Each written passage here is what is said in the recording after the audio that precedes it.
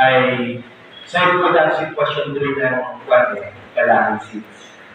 So, alam niyo naman po yung sitwasyon ng kailangan seats. But, we don't want to obstacle para may magtabos po ng mga programang inda alin sa edad budget. Kagaya natin yan, palakpakan po natin ng DSWD.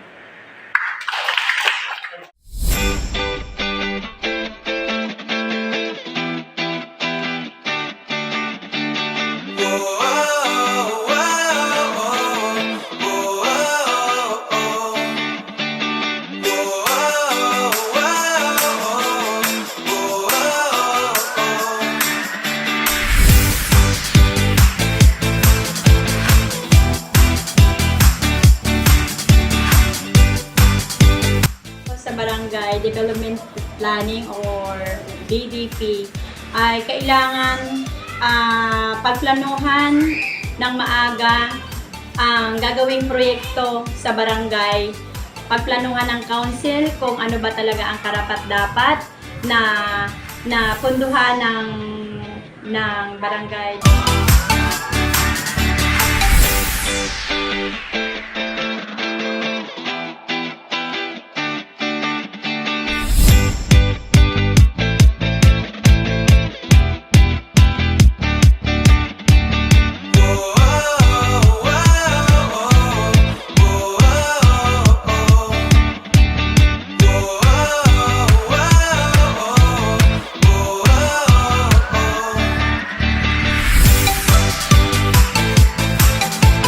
Development ay isang paraan na dapat isipin ng mga barangay official na kung anong mga proyekto ang dapat puntuhan para sa ikakaunlad ng lugar.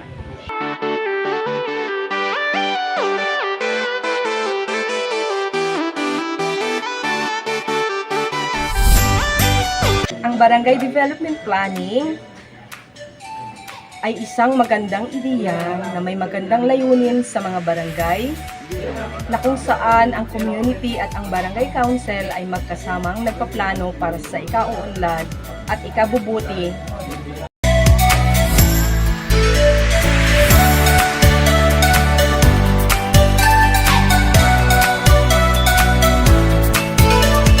Na seminar na inilunsad ng DILG at DSWD na Barangay Development Planning na kung saan ay itinuro po nila kung papaano ang wastong pagpaplano sa bawat barangay na kung saan ay dapat ay ang tungtungan nito ay community driven.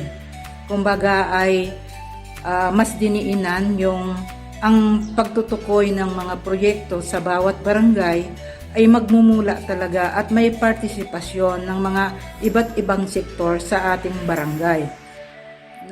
Malaki ang nagiging contribution na merong Barangay Development Fund na doon kami nagbabase para hindi kami maligaw kung ano man yung aming gagawin sa aming mga barangay.